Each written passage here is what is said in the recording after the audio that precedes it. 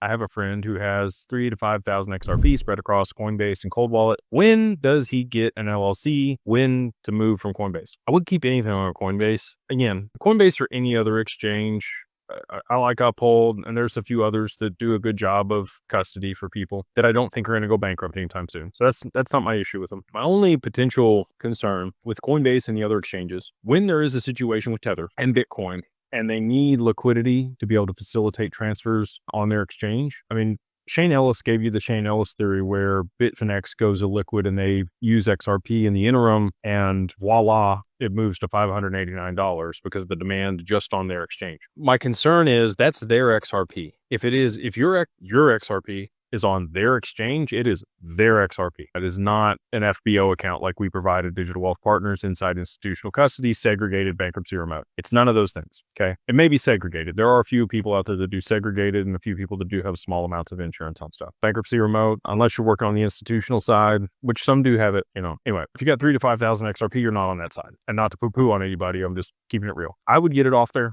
get it on your cold wallet, just so that you don't have any counterparty risk.